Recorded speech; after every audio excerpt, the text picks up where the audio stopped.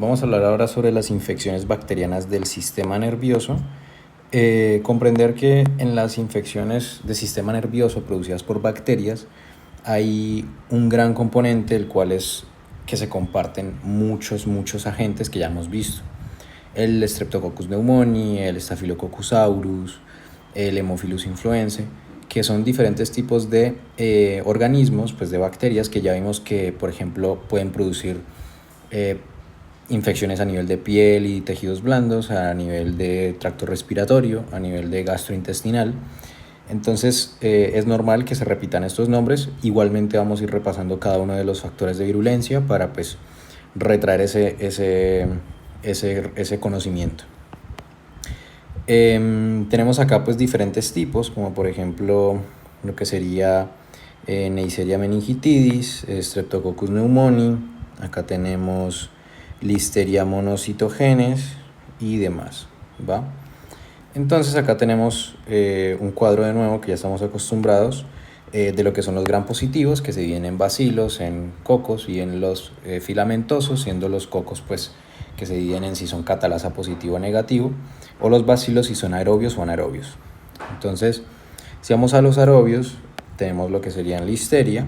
Si nos vamos a los Streptococcus, que son catalasa negativo, gram positivos catalasa negativo, específicamente tanto los beta como los alfa hemolíticos, pues tenemos el Agalacti, el Pneumoni, y pues también tenemos algo que no está aquí en circulito verde, pero pues igualmente tenerlo en cuenta, que es el Staphylococcus aureus. Iniciamos con lo que sería el Streptococcus agalacti, ¿listo? Que el Streptococcus agalacti principalmente pues es un anaerobio facultativo que hace parte del grupo B, especialmente pues porque son beta hemolíticos, como ya vimos acá, son beta hemolíticos que hacen parte del grupo B. Del grupo A recordemos que está Piógenes, y importante comprender que Streptococcus agalacti principalmente está relacionado con meningitis a nivel de sistema nervioso, por eso pues sistema nervioso se va a relacionar pues meningitis, pero también puede causar una neumonía, una septicemia, principalmente en neonatos, ¿sí? Entonces Streptococcus agalacti normalmente está relacionado con lo que sería los neonatos. Por eso vamos a pasar un momento por acá, principalmente antes de ir al otro, que normalmente se logran observar diferentes tipos de afecciones, ¿sí? Las principales afecciones que pueden suceder por lo que es el Streptococcus agalacti es principalmente que pueden causar tanto desarrollos de síntomas como neumonía, como bacteremia, como también podemos producir un síndrome importante que es el de Guillain-Barré. Entonces, comprender que las enfermedades clínicas principales que pueden producir el Streptococcus agalacti, a pesar, pues, aparte de ser una septicemia, una neumonía, una meningitis, es también la producción de lo que puede ser un Guillain-Barré, ¿sí? Entonces, por eso se relaciona con el sistema nervioso central, aparte de lo que es la meningitis, también con la severidad de lo que puede llegar a desarrollar como un Guillain-Barré. Recordemos que otra bacteria que producía Guillain-Barré era el Campylobacter jejuni, que producía Guillain-Barré. Entonces, comprender eso. Sobre la patogenia, pues como conocemos, tenemos lo que sería un gram positivo. Está cubierto de peptidoglicano, una capa bastante grande porque es un gram positivo. Y tenemos lo que es principal, pues lo que sería la cápsula, que es lo que lo protege más que todo, ¿sí? Los factores que lo protegen, pues es la cápsula como tal, y es como lo excepcional, ¿sí? Hay una transmisión perinatal, o sea, que si la madre lo tiene, lo puede transmitir a lo que sería pues el propio hijo, y pues por eso es bastante, digamos, peligroso en ese caso. Entonces se puede transmitir verticalmente en sentido de madre a hijo, a nivel de, por ejemplo, las bacterias que colonizan en canal vaginal, y pues también por lo que puede ser de manera horizontal con diferentes tipos de contacto por ocupación, como puede ser un contacto por ganado vacuno, por ejemplo. Entonces, comprender eso, ¿sí? Sobre los factores de virulencias, pues hablamos de unas hemolicinas, pues una beta hemolicina, porque recordemos que hace parte de las beta hemolíticos, y que normalmente lo que es la cápsula es la que permite lo que es la diferenciación de los diferentes serotipos y también de que la propia cápsula como tal es lo que le permite evitar ser fagocitado. Entonces, eso es lo importante. En resumen, básicamente el Streptococcus agalacti tiene lo que es la producción de una meningitis, puede producir una neumonía y pues puede producir claramente diferentes tipos de septicemias, pero en este punto de la clase, pues que es sistema nervioso como tal y afecciones, puede producir lo que es un Guillain-Barré. Si pasamos a lo que sería el Streptococcus pneumoniae, recordemos que el Streptococcus pneumoniae pues tenía lo que son las neumolicinas, creo que se llamaban, que básicamente pues son las que rompían como los alveolos, el epitelio, que permitía hacer esa afección, por eso producía la neumonía, y que se dividía en invasora, no invasora, el triangulito, ¿sí? Y que en la invasora teníamos como tal en la punta del triángulo lo que es una meningitis. Esta meningitis pues claramente hace referencia pues a un daño a nivel del sistema nervioso, pues por eso mismo, ¿sí? Porque puede provocar lo que es como tal un daño en ese sistema.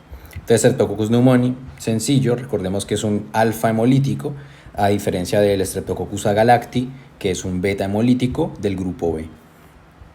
Si hablamos de listeria ya pues es una bacteria que no hemos abordado todavía y que, como vimos en el primer cuadrito, habíamos dicho que teníamos pues nuestras tres ramitas, que eran los bacilos, los cocos y las filamentosas, y que en los bacilos estaban los aerobios y los anaerobios. En los anaerobios pues habían diferentes, y en los aerobios están lo que son las listerias, ¿sí? Que es lo que estamos viendo en este punto de acá. En los aerobios tenemos a listeria, y en anaerobios pues tenemos a Clostridium, se llama Clostridium, perdón, sí, el Clostridium, que creo que es el mismo Cutibacterium, si mal no recuerdo.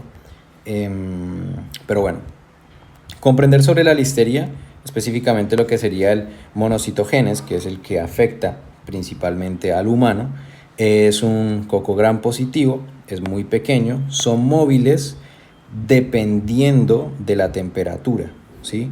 Si estamos a 37 grados no tienen lo que es una capacidad móvil. Por ende, lo que sucede básicamente es que tienen que buscar una manera en la cual puedan, digamos, moverse, movilizarse, ¿sí? Entonces, en este caso, estaríamos hablando de lo que es unos puentes de actina, que es característico de la listeria como tal, ¿sí?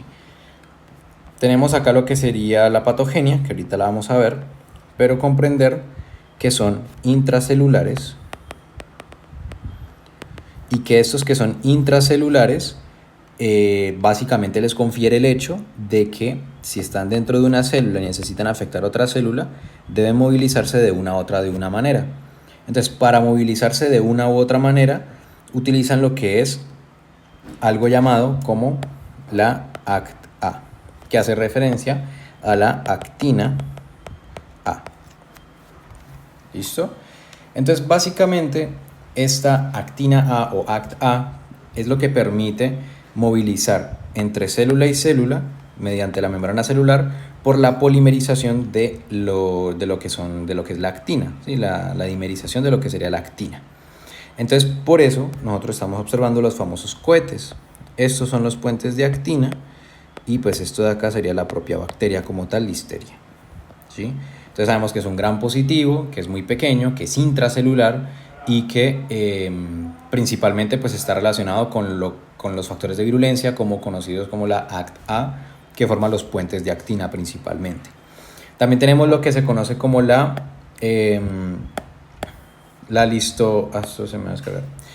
es la listerolicina, que la listeriolicina es una especie de, pues, de nuevo, una toxina que básicamente es citolítica y hemolítica, y hace referencia a que permite lo que es pues poder entrar dentro de la propia célula, ¿no? Luego ya pasamos a lo que sería la diferencia pues epidemiológica, que normalmente se puede encontrar esta bacteria en embutidos, en quesos artesanales, en aguacates, etc. Y que por eso mismo normalmente a las embarazadas no les recomiendan comer estos alimentos, o que normalmente deben ser siempre inspeccionados al momento de entrar pues, a diferentes fronteras de los países como tal, ¿no? Si nos vamos a lo que es, bueno, acá de hecho está pues como para recalcar diferentes tipos de vegetales mal cocidos y como tal, y principalmente tenemos lo que sería un cuadro clínico característico, que son estas enfermedades de acá. Entonces, cuando hablamos de las enfermedades clínicas que puede producir Listeria monocitogenes, es básicamente 4, que se clasifican en 4 principal, ¿listo? Estas 4 van a variar o van a ser clasificados dependiendo del grupo de edad o el grupo de personas, de población al cual estemos hablando. Si estamos hablando de, por ejemplo, en un adulto sano, normalmente puede generar algo conocido pues como lo que sería una infección de tracto gastrointestinal, pero también puede producir, y acá de hecho lo estaba leyendo, que puede producir lo que sería pues la meningitis como tal en adultos, ¿listo? Entonces puede producir lo que sería una enfermedad en adulto sano, puede producir esto o puede producir una meningitis también. En embarazadas también puede producir un síndrome flu-like, que es como pues todo el típico cuadro asociado a gripes comunes, y también puede desarrollar una meningitis, ¿no? También puede afectar en lo que son pacientes que tienen deficiencia del sistema inmune, y pues esto se ve reflejado en la severidad de lo cual afecta el propio caso, ¿no? Entonces, básicamente, normalmente en los pacientes que tienen una deficiencia del sistema inmune, se puede ver una meningitis mucho más exacerbada, ¿listo? Por el hecho de que tiene un sistema inmune pues, muy deplorable. En el caso de lo que son las infecciones en mujeres embarazadas, ¿sí? Ocurren normalmente en el tercer trimestre, y normalmente pues tiene lo que es este síndrome, que sería el síndrome flu-like, que son síntomas pseudogripales que le conocen, que se resuelven normalmente sin ningún tipo de tratamiento médico o pues de antibióticos, ¿no? Cuando en el momento de que tenga, digamos, una infección de tracto urinario o una infección gastrointestinal o diferentes tipos de afecciones y se detecta en sangre la listeria, en ese caso, pues sí se genera un tratamiento, ¿sí? Ya en lo que es un adulto sano, normalmente pues son asintomáticos, puede generar una enfermedad, de nuevo, pseudogripal, puede pasar a una gastroenteritis pues aguda, que pues ya lo habíamos dicho, y que normalmente pues es autolimitada, sí, es bastante, pues, es comúnmente desarrollada y resolutiva para el sistema inmune en un adulto sano. Ya el problema pues ocurre cuando estas enfermedades pues que son normalmente autolimitadas, como una gastroenteritis aguda, pues evoluciona, y cuando evoluciona pues ya ahí sí se debe tratar como tal. Luego pasamos a lo que sería la enfermedad neonatal, que tiene 2 comienzos. Cuando hablamos de que tiene 2 comienzos, hacemos referencia a que la enfermedad neonatal puede tener un comienzo precoz y un comienzo tardío. Cuando hablamos de un comienzo precoz, hacemos referencia a que la infección o que la bacteria se transmitió de manera transplacentaria, ¿sí? Y cuando hacemos referencia a que se transmitió o hubo una infección, entre comillas, entre lo que es la madre y el hijo, o pues en este caso lo que sería el feto bebé, es básicamente vía transplacentaria.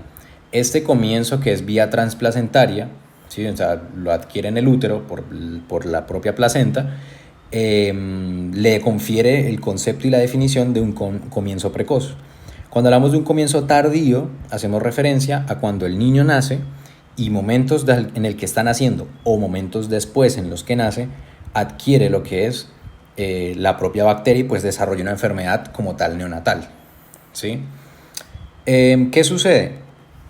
Básicamente, cuando hablamos de el niño como tal, puede desarrollar lo que sería algo que se llama como la granulomatosis infantiséptica, ¿sí? Cuando hablamos de la granulomatosis infantiséptica o infantil séptica, cualquiera de los dos está bien dicho, es básicamente cuando ocurre en un comienzo como tal, en lo que es pues, una enfermedad neonatal. ¿Listo?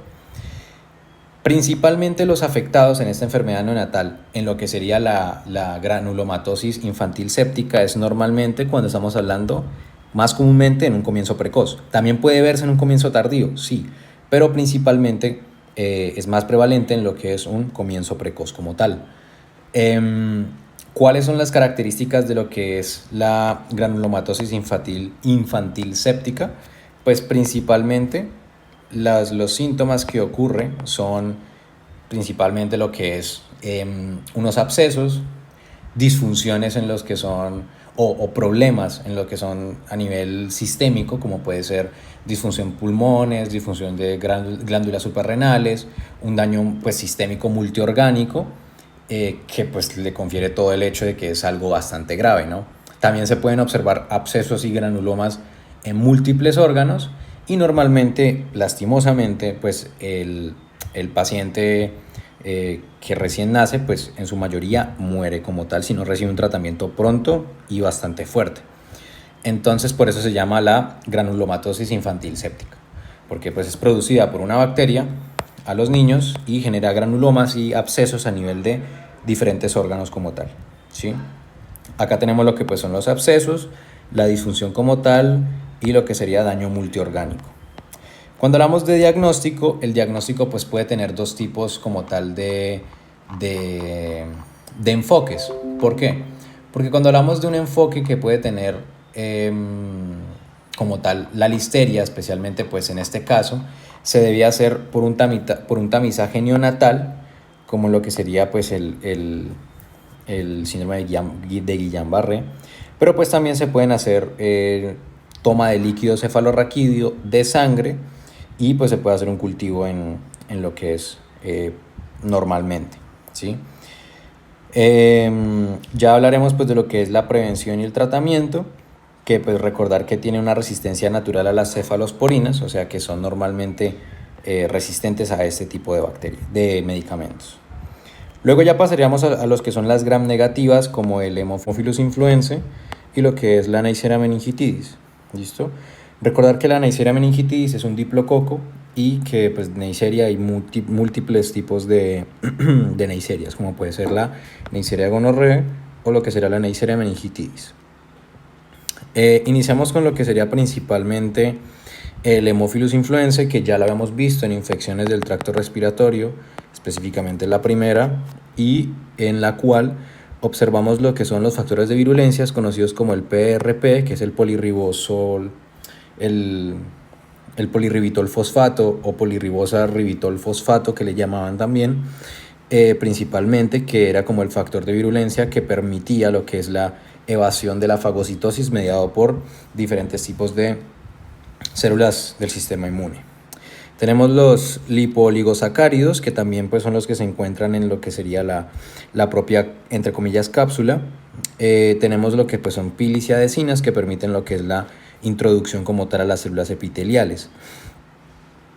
Tenemos lo que sería, pues de nuevo, que el tipo B es el más agresivo hasta que se realiza la vacunación.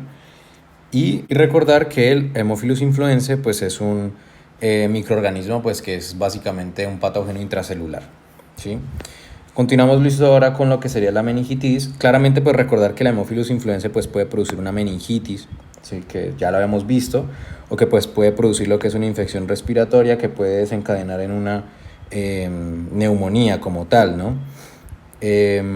Continuamos, listo, con lo que sería la meningitis, que básicamente sobre la meningitis. Bueno, también pues recalcar que como para recordar de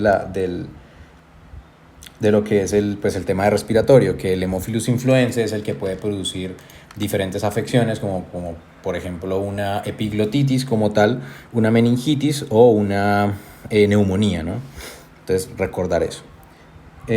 Seguimos con lo que es la Neisseria meningitidis, especialmente la Neisseria, hace parte también de la Neisseria gonorrhoeae, que se va a observar, pues vamos a tratar ese tema en infecciones de transmisión sexual.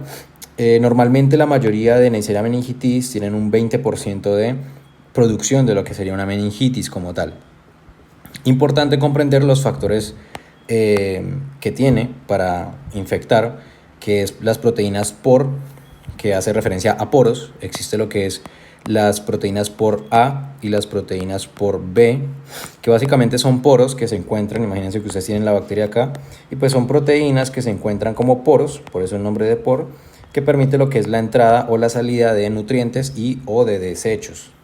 También tenemos lo que es la proteína OPA, que hace referencia a la proteína de opacidad, que le llaman. Y esa proteína de opacidad principalmente hace referencia a que interfiere con lo que es la adhesión entre una célula y otra, especialmente eucariotas. Entonces lo que hace es interferir con esa adhesión, generando pues lo que es una disrupción en este medio normal, ¿sí? Si tengo múltiples células adheridas de manera firme, lo que hace la proteína OPA principalmente es básicamente eso, es agarrar y generar lo que es intervenir con lo que es la adhesión que se generan entre estas células, pues generando un problema como tal. También recalcar que tenemos lo que sería pues la infección por tracto respiratorio, conjuntiva o mucosa de nasofaringe, y que de esta manera puede entrar a lo que serían los diferentes capilares y pasar a una diseminación hematógena, o sea en sangre, y que puede llegar a diferentes tipos de órganos como tal, ¿no? Que es lo que conocemos.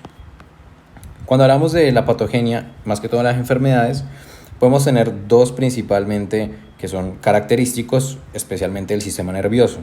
Cuando hablamos de una meningococosemia, o lo que también se llama como una septicemia como tal, solamente que pues es específica, que pues se conoce como meningococosemia, que se conoce como la fulminante.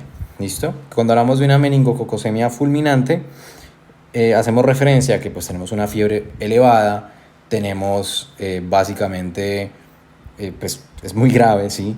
Pero pues más allá de esto, también la meningococosemia, vamos a ponerlo acá, puede producir lo que se conoce como también la producción de trombos, ¿sí?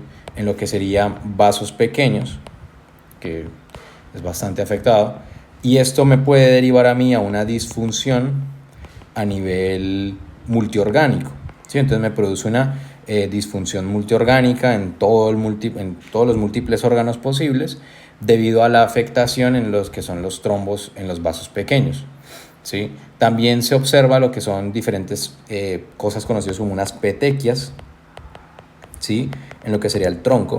Y cuando hablamos de petequias hacemos referencia básicamente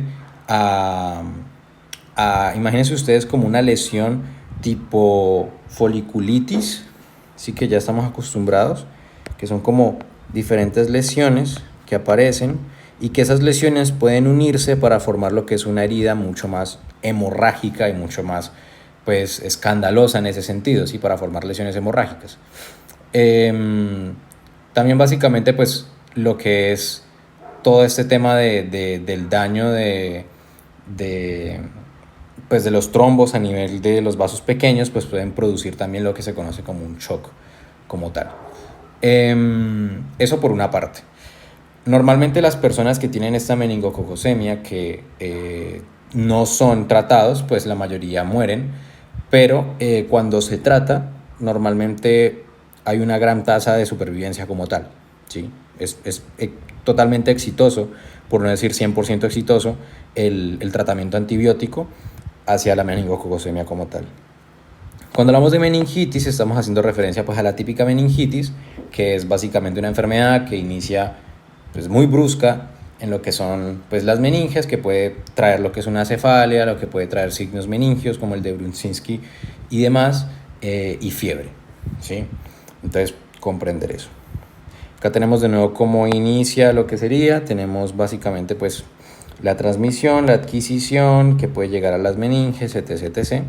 Y tenemos lo que sería el tratamiento y el diagnóstico. Cuando hablamos de diagnóstico podemos hacer lo que sería un cultivo en Taller-Martin, pues que es un agar.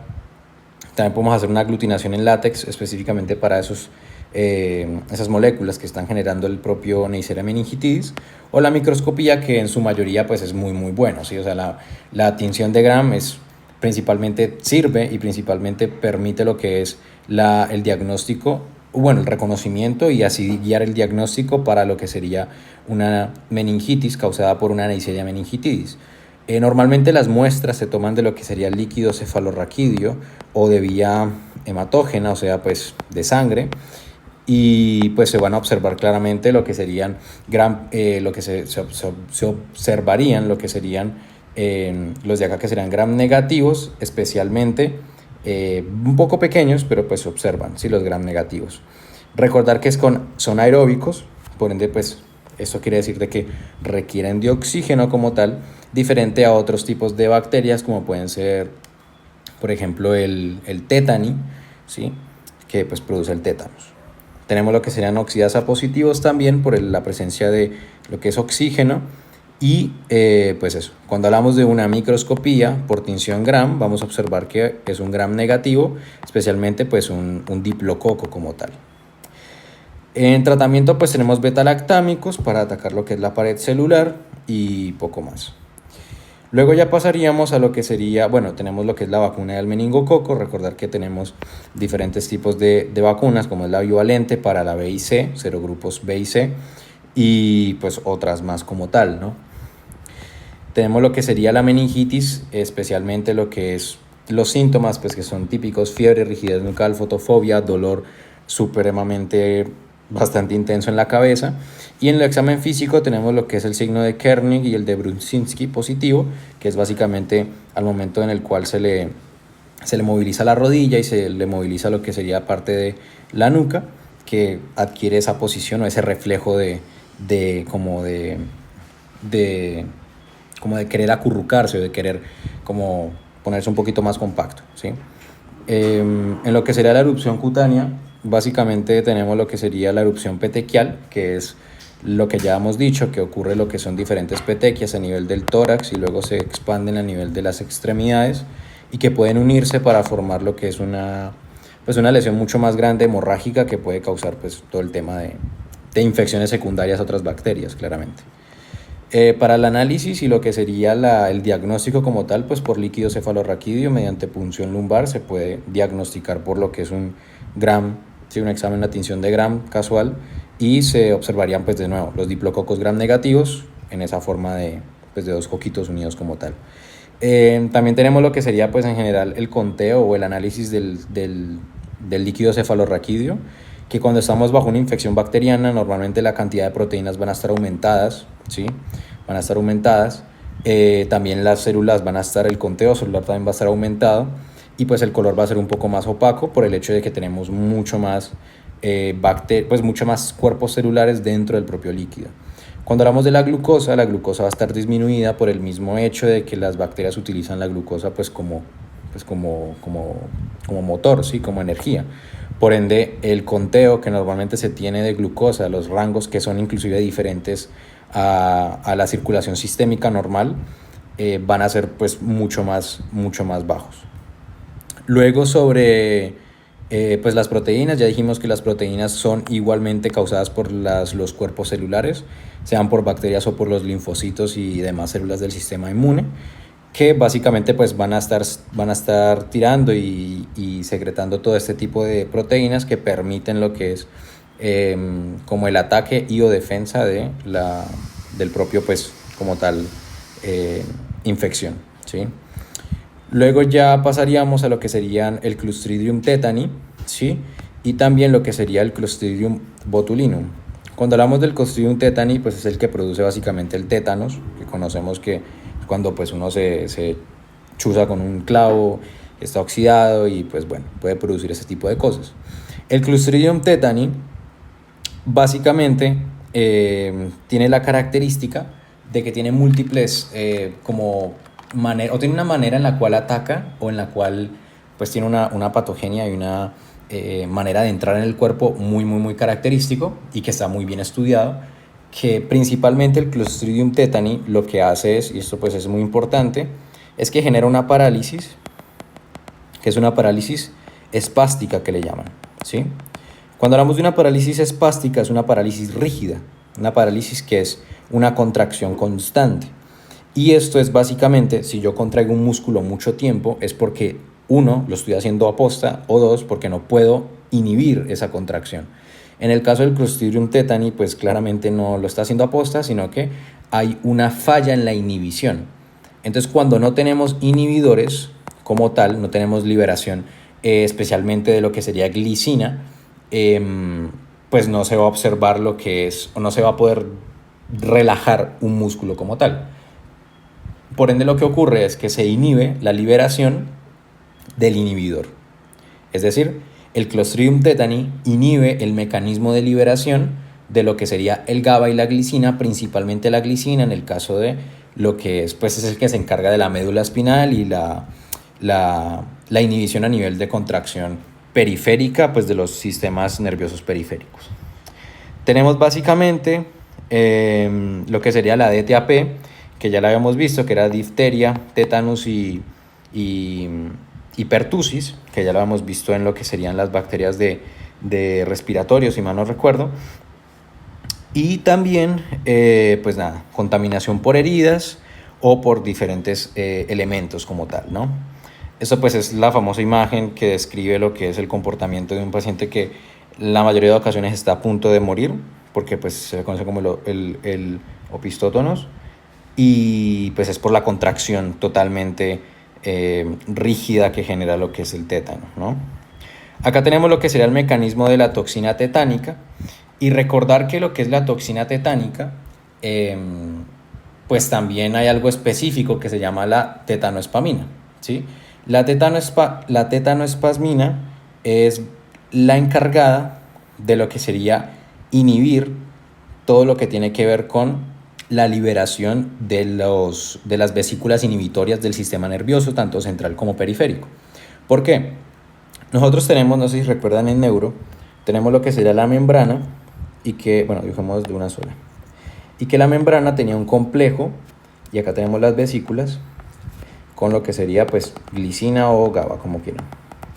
Y nosotros teníamos un complejo específico, que es el complejo sinaptobrevina y sus amigos, ¿sí? El complejo Snaer y toda esa vaina, ¿no? Lo que sucede es que específicamente lo que hacía pues era la entrada de calcio. El calcio lo que hacía era unirse a lo que serían estos receptores y genera lo que es la fusión para generar la exocitosis de este neurotransmisor, ¿no? Lo que hace la tetanoespasmina, por la dislexia, lo que permite hacer es básicamente degradar e inhibir lo que es la sinaptobrevina, y así de su manera pues inhibe lo que es la liberación de la glicina y del GABA. ¿Para qué? Pues si yo no inhibo algo, el otro neurotransmisor va a predominar, y que sería pues la acetilcolina como tal, ¿no? Entonces principalmente eso, principalmente de que lo que sería la tetanoespasmina es la que genera como tal, es la toxina que genera pues como tal la inhibición del inhibidor, ¿sí? Luego, cuando hablamos de la vacuna, ya que acabamos acá con tétanos, cuando hablamos de la vacuna, hay algo muy importante sobre la vacuna que debemos comprender. La diferencia, o sea, no tenemos la diferencia, tenemos lo que sería algo llamado el toxoide, que es un análogo. Y este análogo es un análogo a la tetanoespasmina, ¿sí? Y este análogo a la tetanoespasmina lo que hace es entrenar al sistema inmune pues para esto mismo, para que se pueda generar lo que es los anticuerpos para lo que es esta toxina, y especialmente pues para lo que sería la bacteria como tal, y de esta manera no prevenir, pero evitar lo que sería el progreso de esta bacteria y de sus toxinas. ¿Qué pasa si yo no tengo, o si me detectan, si tuve, yo que sé, un accidente, me corté con algo que estaba infectado con el Clostridium tetani, y pues nada, o sea, estoy teniendo ya síntomas característicos, ¿sí? Entonces en ese caso ya lo que se hace es introducir no la vacuna, sino una antitoxina. Cuando se introduce la antitoxina, se está haciendo referencia a que es muy tarde para introducir la vacuna y entrenar el sistema inmune, sino que en este punto lo que se realiza es introducir la antitoxina para que de una se bloquee la toxina tetanoespasmina. De nada sirve yo estar infectado y meterme una vacuna a yo prevenir e entrenar mi sistema inmune, y cuando me infecte pues tener con qué combatir, ¿sí? Tener un muro de primera línea. Entonces la antitoxina es para eso. El toxoide es un análogo a la tetanoespasmina que genera lo que es el entrenamiento al sistema inmune como tal. Ya pasaríamos a lo que sería el Clostridium botulinum.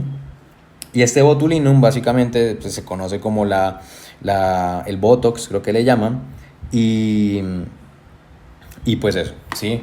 Normalmente la diferencia entre lo que sería este es el botulinum y lo que sería el tétanis es el cómo se genera la contracción.